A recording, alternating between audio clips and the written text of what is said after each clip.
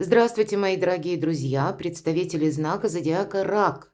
Таро прогноз на декаду, на 10 дней с 20 по 31 июля. Давайте узнаем подсказки карт. Конечно, останемся реалистами, но все же альтернативный вариант определенно рассмотреть стоит, потому что жизнь наша не бывает полностью предсказуема. И если мы берем эту декаду, этот период 24 июля, новолуние во Льве, и это для вас имеет очень знаковое значение, мои дорогие, потому что это где-то граница между вашим знаком и знаком Льва.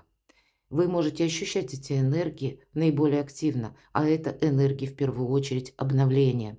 Потому что новолуние, с новолунием всегда связано что-то новое. Это как прежний этап жизни мы можем ощущать, и вы можете ощущать наиболее остро, что я не хочу повторения какого-то дежавю. А кроме этого, это время планирования наших достижений в карьере или в популярности, время развития вашего хобби или перевести в доход ваше хобби или то, чем вам нравится заниматься. Основные вопросы могут касаться любой сферы жизни, но самое главное, три как бы направления, применимые к любой сфере жизни, с учетом новолуния во Льве. Первое – это ваши амбиции, это ваше желание, что просит ваша душа. Второй пункт – это именно планирование. Не на сиюминутный какой-то период или короткий период, а на более далекую дистанцию, что действительно я хочу осуществить. Или мне действительно это нужно, мне действительно это интересно. И третий момент – отдых. Как ни странно, да? Именно знак Лев учит всех остальных, все остальные знаки зодиака, всего зодиакального круга правильно отдыхать, правильно распределить свои силы, добиваться своих амбиций. Вот честолюбивые планы в хорошем смысле проходят. И, может быть, до конца июля вы сможете провести удачные переговоры или взяться за реализацию какой-то сложной идеи, темы, позволить себе улучшить финансовое положение. Почему говорю позволить? Потому что через какие-то новые проекты или через какие-то новые варианты сотрудничества или то, что вас заинтересует, к примеру, вы это будете развивать, а в последующем вы скажете себе спасибо. Но и отдыхать тоже не забывать. Почему? Потому что что такое отдых? Это наше состояние ресурсности. Это где-то наш внешний вид, королева жезлов, активность. Но по королеве жезлов, коль уж перевернулась эта карта, ну да, мы можем сказать, что лев – огненная энергия. И этот огонь – это в вашей душе. Это когда очень хочется что-то осуществить. Так вот, по части имиджа. Кстати, королева жезлов – очень притягательная персона. Она магнетизирует как будто остальных, и хочется с ней дружить, хочется с ней познакомиться поближе. У кого-то личная история, контакты, и есть такой человек. Но если мы для всех, каждого из вас, неважно, мужчина или девочки, вопросы имиджа тут могут выступать как, знаете, сломать о себе самом или самой какой-то шаблон. Почему я так говорю?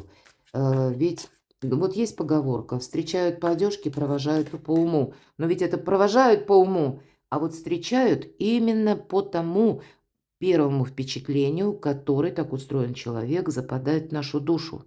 Вы можете прийти к выводу, что это вы хотите о себе сломать какой-то стереотип, что очень символично в это же время Урану в Близнецах. Уран, как известно, все вообще шаблоны ломает. И вот вам чего-то такого захочется, может быть, чего прежде вы, ну, где-то робко и размышляли об этом, а тут вы придете к жизнеутверждающему выводу: нет, вот я именно теперь буду, может быть, заниматься здоровым образом жизни, или это тоже способствует здоровью, или режим труда и отдыха, может быть, много работаете, и отдых совершенно необходим. Есть риск себя обесточить раньше времени, а все нам говорит о том, что какая-то длительная дистанция нами должна быть взята и определена, может быть.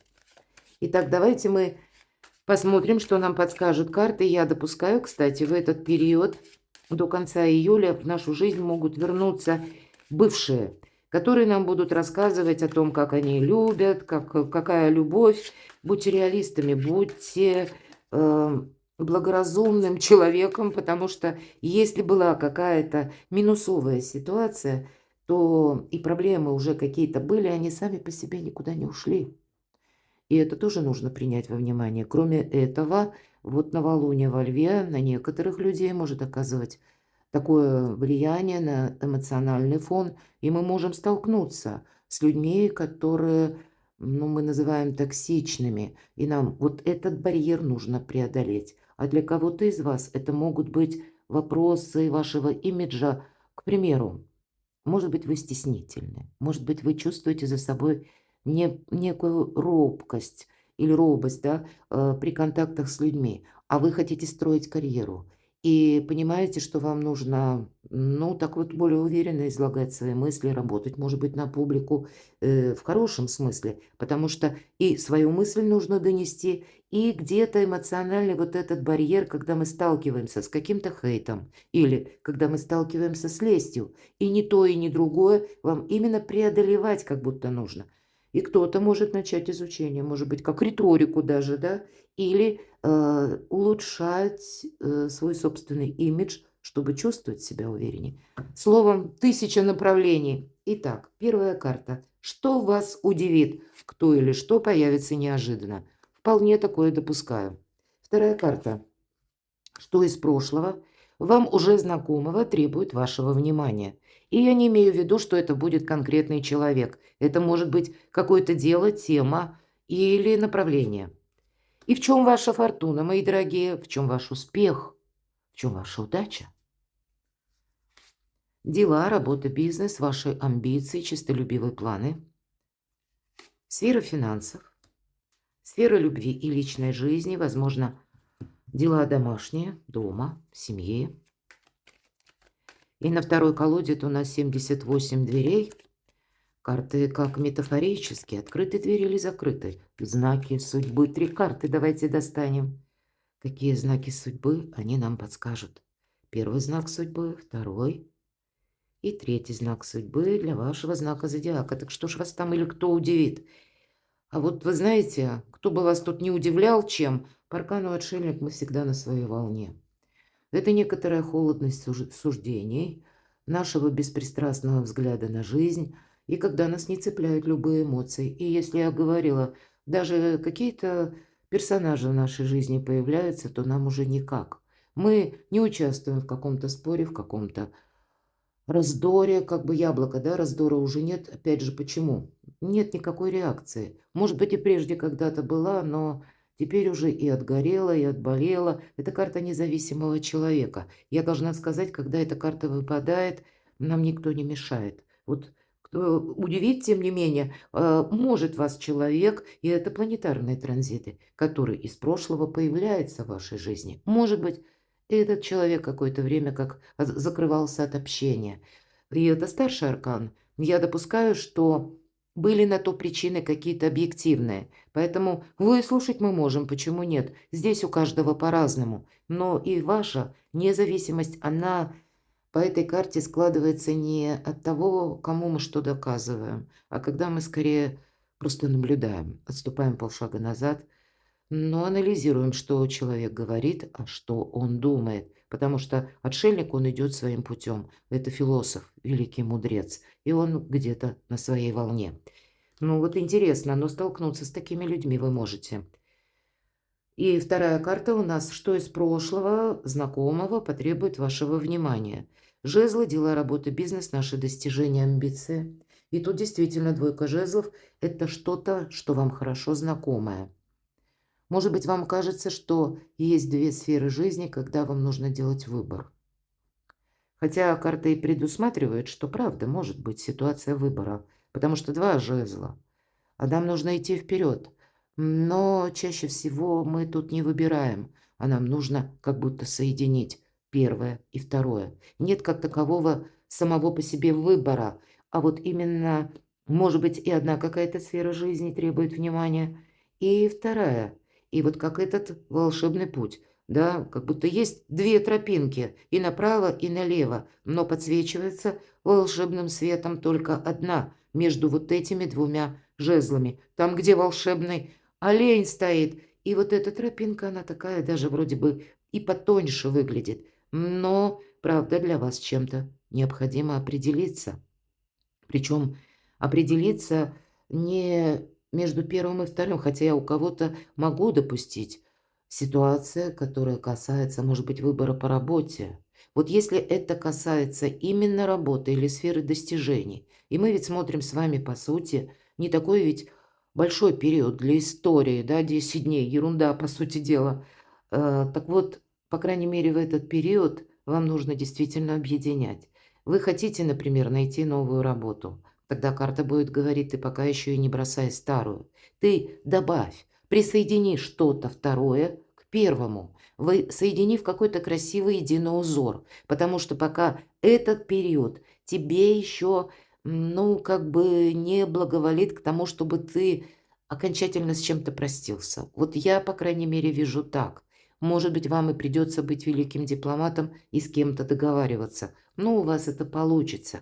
А может быть, вам придется и сохранять нейтралитет определенный, чтобы не быть втянутым в одну какую-то ситуацию и еще и во вторую. Иными словами, каким-то красивым фарватером пройти в сложных каких-то условиях или при сложных обстоятельствах.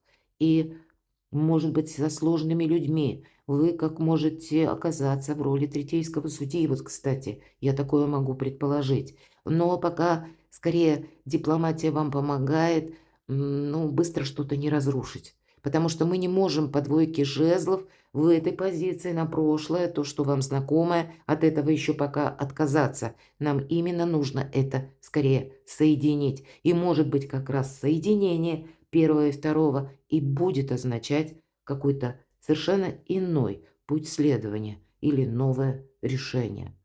Давайте посмотрим, в чем же ваша удача, в чем ваша фортуна. По шестерке мечей это, правда, карта заслуженного успеха. Но вот с предыдущей картой я теперь уже боюсь, что, может быть, для кого-то мне следует и взять свои слова обратно, потому что, ну и как мы, наверное, все разные. По шестерке мечей все-таки это карта мужества, когда мы отплываем от какого-то берега. Но, может быть, по двойке жезлов это вам говорят, как ваши ресурсы, как ваши таланты. Может быть, и ваша фортуна в каком-то новом направлении. Я, конечно, допускаю. Вот я сказала, не время, к примеру, бросать одну работу и резко переключаться на что-то другое. Но в позиции, в чем ваш успех, в чем ваша фортуна, это, конечно, карта мужества и сделать первый шаг. Но и при этом, может быть, пока еще в эти 10 дней, как не обрубить концы к чему-то прошлому, пока вот еще я не вижу, что есть однозначное, как будто мы оставили и пошли куда-то в третье направление. Ну, тут и так вот еще не совсем понятно. Может быть, вы в течение этой декады с чем-то будете определяться, мои дорогие. И пусть карта нам подсвечивает все-таки, в чем ваша фортуна и ваш успех. Успех, скорее всего, в каком-то новом направлении, новом начинании. Или, может быть, это вообще какой-то будет совершенно новый проект, мои дорогие. Или какая-то идея, которую вы только начнете развивать, делать первые шаги. И тогда было бы, наверное, ну, где-то неблагоразумно лишиться, к примеру, источника дохода вам привычного, пока вы наберете здесь уже какой-то темп, пока вы там разберетесь, что к чему, да, с каким-то новым направлением. Попробуйте, правда, что-то соединить, но ни в коем случае не оставайтесь в прошлом. Тут все равно успех, фортуна в новых начинаниях. Вот самой вот этой концепции первого шага.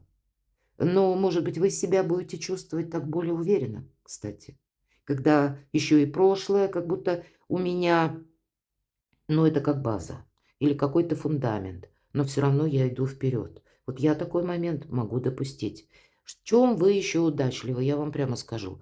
В каких-то новых изучениях, например, как цифровых технологий, всегда по шестерке мечей у нас проходит пространство нам буквально, иногда проходит расстояние, это у нас километраж, может быть, и у кого-то проиграется поездка, переезд, может быть, и съездить в конкретную местность, с кем-то совершить договоры, переговоры, увидеть что-то своими глазами, встретиться с конкретным человеком, услышать, что он говорит, или какой-то диалог, контакт должен состояться. Если мы говорим по времени, это может быть расстояние еще и по времени, на далекий период времени, может быть лет на 10-20, потому что первый шаг мы только делаем, а это тот заслуженный успех, который приходит не сразу.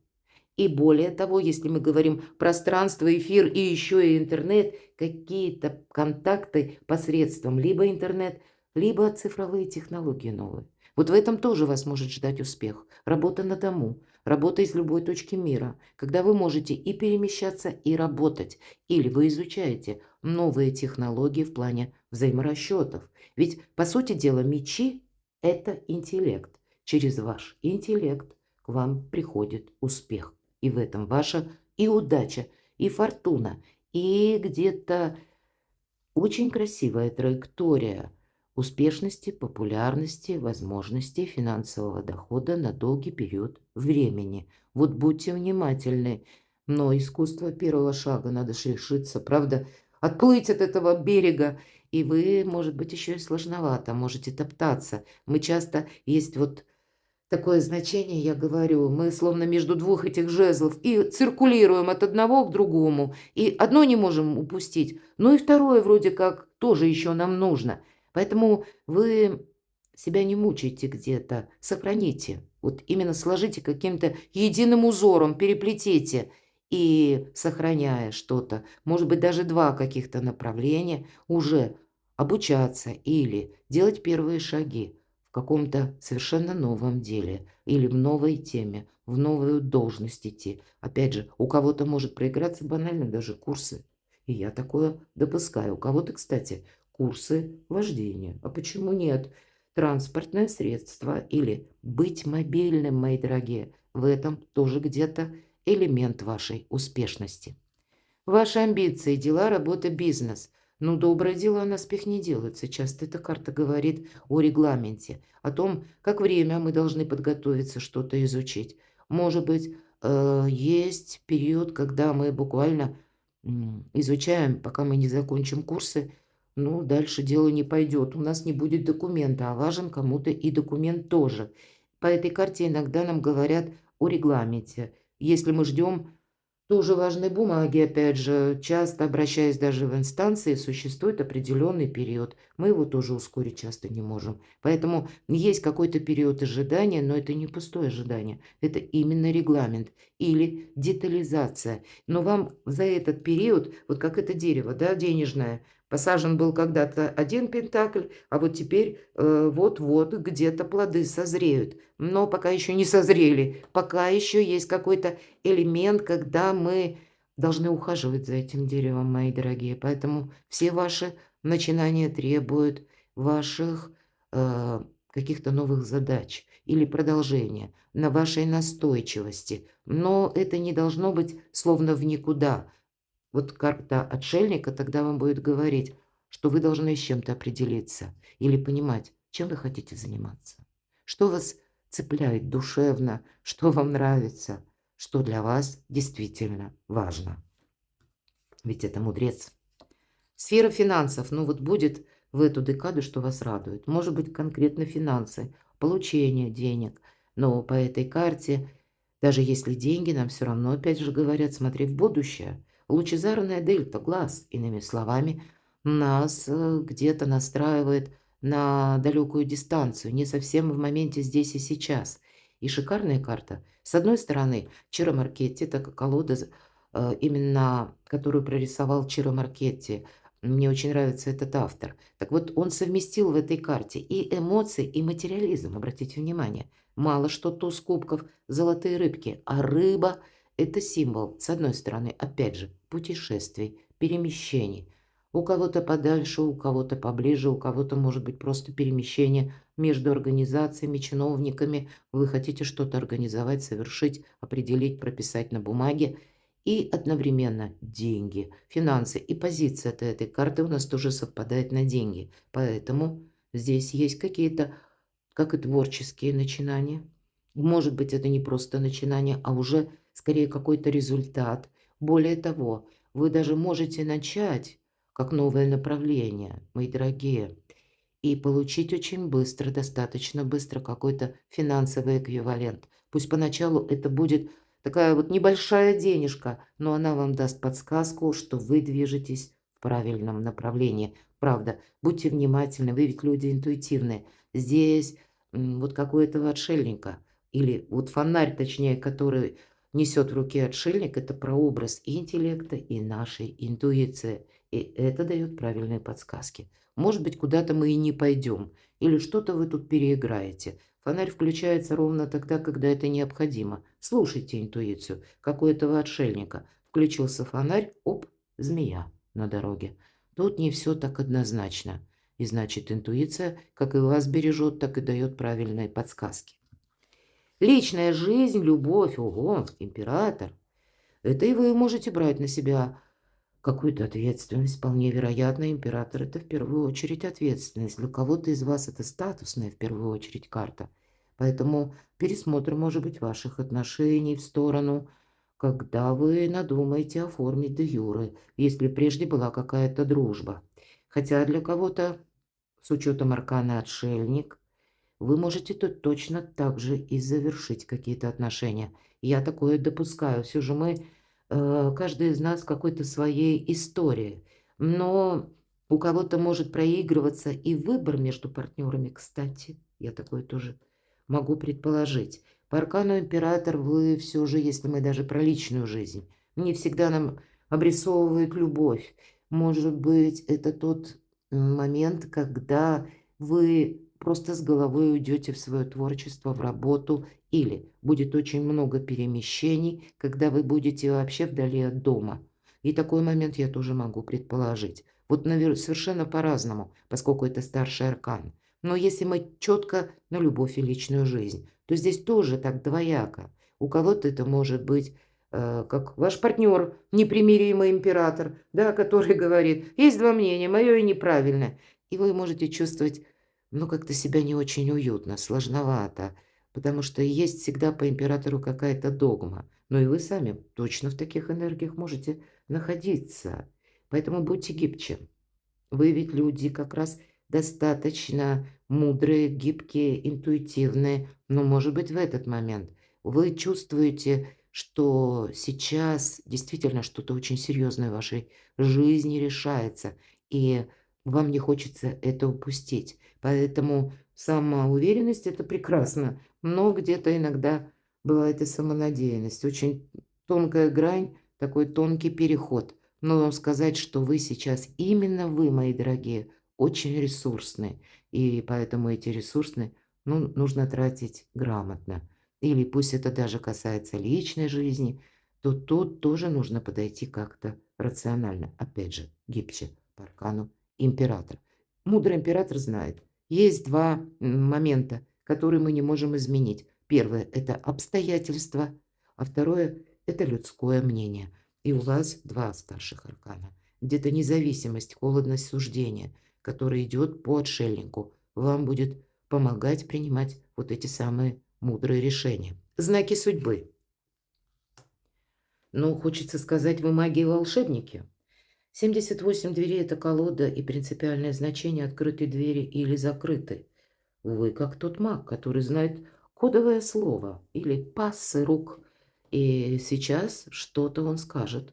Буквально взмахнет руками, и эта дверь откроется. Для вас нет закрытых дверей. Вопрос, какие вы захотите открывать сами.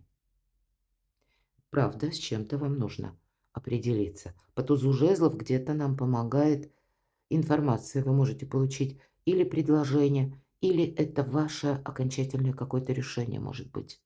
И оно будет граничить как и с решимостью, и буквально какой-то первый шаг. Вот часто по тузу жезлов это и происходит. Это все то, что я уже где-то говорила. Но то, что время для вас ресурсное, то это однозначно. Уже не первая карта говорит об этом.